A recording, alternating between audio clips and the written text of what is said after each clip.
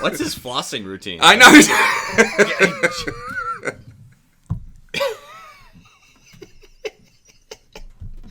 What's his flossing routine?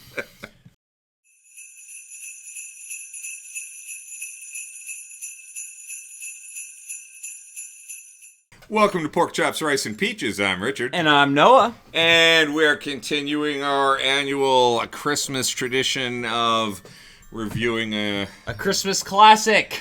Rudolph the Red-Nosed Reindeer. The Rankin and Bass. That too. Well, just Puppet the story in general. But yes, the Rankin and Bass version, the best version, in my opinion. Really? Yeah. Okay. I just love Rankin and Bass. I love stop motion. Right. I love models. All right. I've noticed a trend. All right. I loved Thomas as a kid. Yes, you did. I love Godzilla now. And all the early Godzilla movies were made with a dude in a rubber suit on set, little RCs and little miniature explosions, and I really like the Rankin and Bass stop motion Christmas classics. And Rudolph is probably one of the most iconic when it comes to. It is. It is. It is. I'm pretty sure it is. Most definitely. It was made in 1964.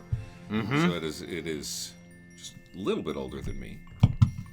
I remember this as a kid. I remember this being, one of those shows that when I was growing up, there was everybody owned a copy of it. Yeah. And DVD or, and VHS cassette. So you read the TV guide, you found out when it was going to be, and you made sure that you caught it, and everybody sat around and watched it, and it was wonderful, and golly, I wish it still had that magic. Yeah.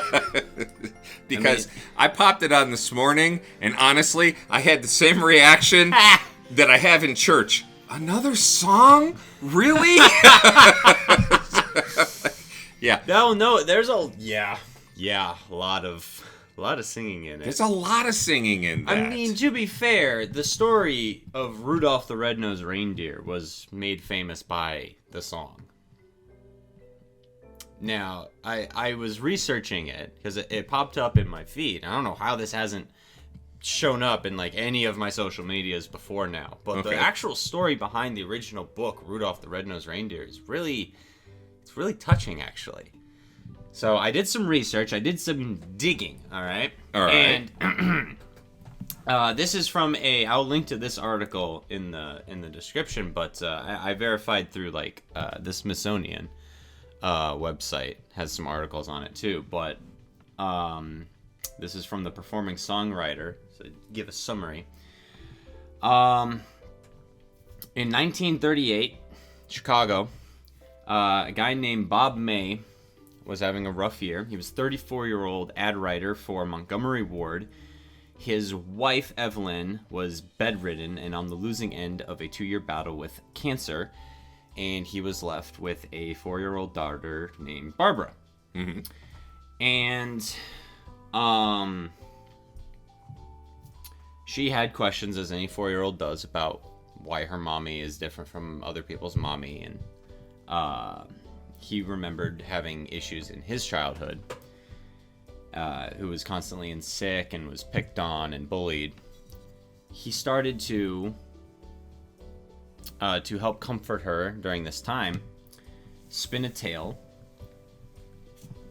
as a bedtime story about a reindeer with a bright red nose who found a special place on Santa's team. Okay. And Barbara loved the story so much that she made Bob tell her this story every night before bed. And because he couldn't afford to buy her a gift for Christmas that year, he turned it into a homemade picture book. Now, in early December, the wife died. Evelyn died. And he kept working on the book as a Christmas gift for his daughter. And a few days before Christmas, he attended a company party at Montgomery Ward, and his coworkers encouraged him to share the story he had written. And after he read it, apparently everyone loved it, and everyone wanted copies of their own. And Montgomery Ward bought the rights to the book from him, and he had a lot of debt, so this helped him out a lot. And over the next 6 years at Christmas, they gave away 6 million copies of Rudolph the Red-Nosed Reindeer to shoppers. and every major publishing house in the country was making offers on it. And apparently, the head of the department store returned all rights to Bob May. Yes. By the end of it. So 4 years later, Rudolph had turned this guy into a millionaire because of this. I read basically that story this morning. Yeah. And I don't even know how I stumbled across it. It's making the rounds this year. It is, and it is a wonderful story. He struggled to find someone to publish it because Montgomery Ward had given away so many copies of this as a Christmas and annual coloring book. But a publisher took a chance on it, and they ended up selling it. I think the article said 50 cents a copy when it originally came out. That sounds about right. And that it was just an enormous success. Yeah. You know, and then the song, it continues in that he had like a brother-in-law or someone related to brother-in-law wrote the song. Was the songwriter, and it got passed.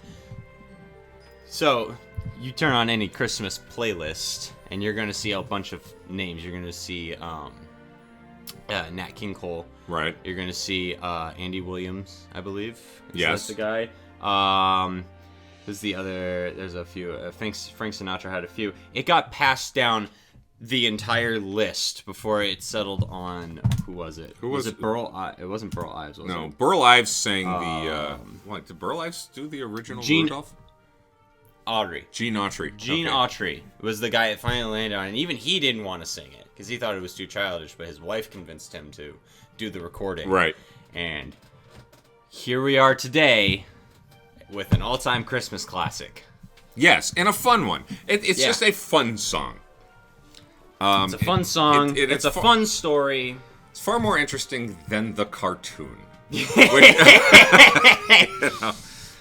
Interestingly enough, I was about, 2 miles from your house this morning when the subject of the Rudolph the Red-Nosed Reindeer Rankin Bass production came on. Glenn Beck started riffing on it. It was absolutely hysterical because what he and his cohorts on that radio show did was like, Santa Claus, what an absolute jerk in that show. And then of course he's like, everyone's made that. He's like, I'm sure Santa's a nice guy in real life, but in that show,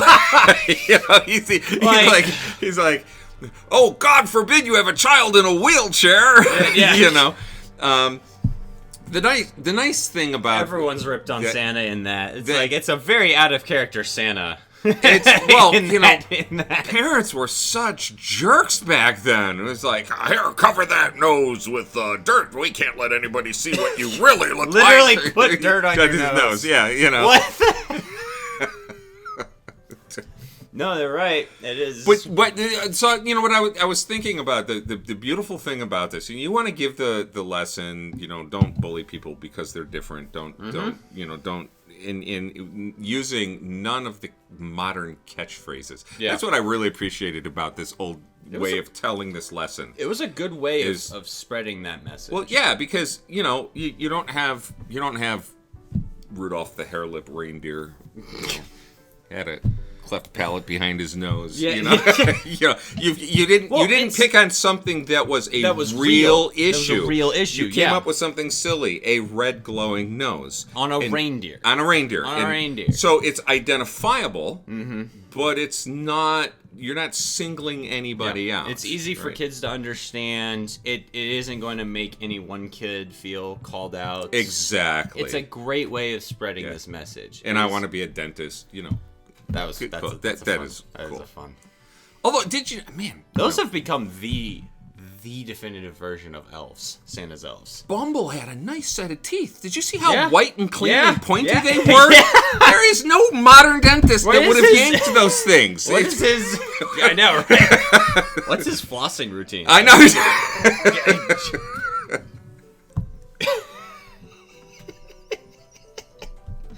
What's his flossing routine? I loved the way the reindeer's antlers bent forward to convey emotion. The way they bend back, they go forward. There's so much charm. I know. There's so much charm here. And Cornelius, Love Cornelius. Yeah, Cornelius might be It's the best part of just that the best show. part. Have you seen? There's a. People are like, is that Santa's son? Because it's a burly dude with a big red beard and. It's in this box set. Okay, it's, no. Year Without a Santa, Santa Claus is coming to town. Yes. I was going the same direction. These are all interconnected. This is the same Santa that's in that. So it is true. They did this before the MCU did in the 60s. Eat your heart out. They made reference to Winter. Was it Winter Warlock or was it Coldmeister? In Rudolph, they said that he got bothered a little bit, and then they brought that character, Yeah. So they are a bit interconnected. They are a bit interconnected. Yeah. It's really charming. It's really charming. Well, it's just they're fun stories. They're wholesome stories. Those were, as a parent, always so grateful that you could put something on and just let your kids watch it and enjoy it. You didn't have to sit there and preview it or watch it with, and that's always appreciated. Oh yeah. Rudolph. So if you haven't done this quite yet... literally one of the greatest glow-ups of all time. The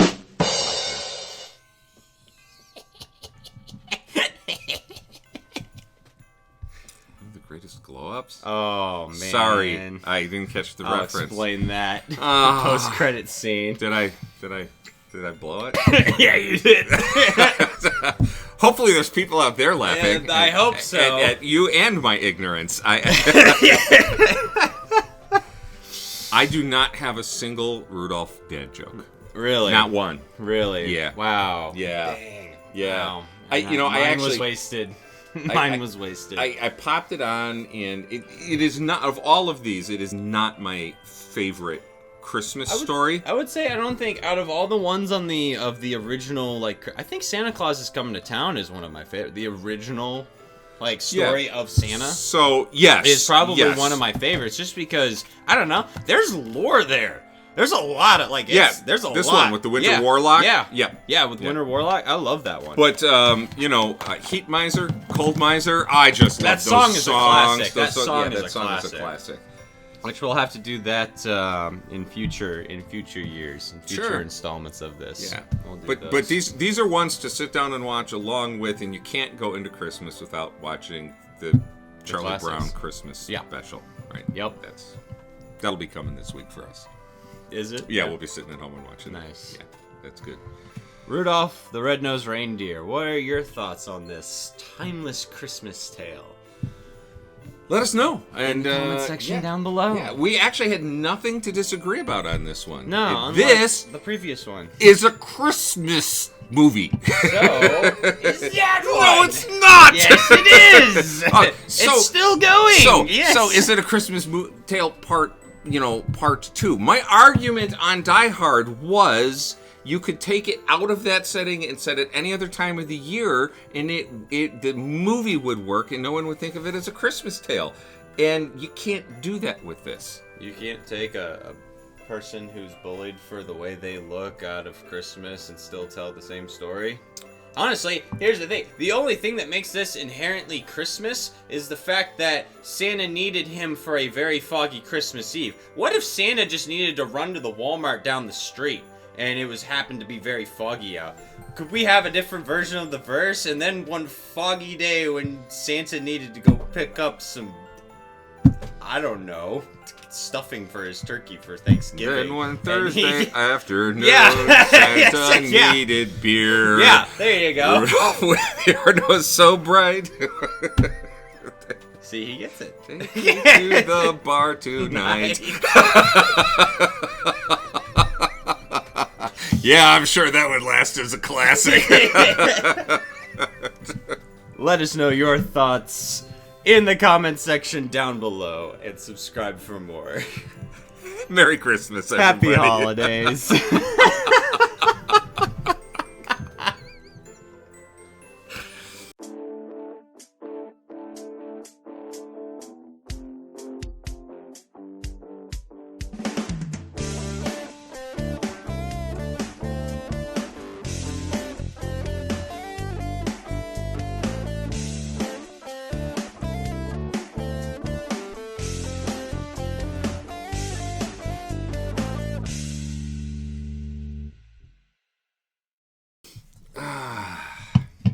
All right, what is it?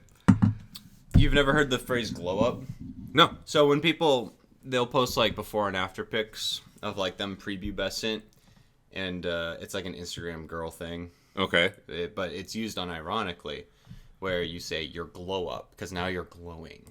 So you're like it's like grow up, but it's a glow up. Like you look pretty, gotcha. Like puberty Okay. hit you like a truck, and it's called a glow up. See, for me, this is a generational thing. When a woman is glowing, yeah, she's pregnant. Yeah. No, it's a phrase used by people online to reference how much they've changed, how better, how much different they look, how much better they feel. Right. They're glowing because they feel more confident in themselves. Gotcha. So, glow up, quite literally. Gotcha. Because he grows up, he gets big antlers. Yeah. Gotcha. Wasted. It was a good one, though. Leave the dad jokes to the professionals. Get with the times, old man. There's your post-credit scene. Bah humbug.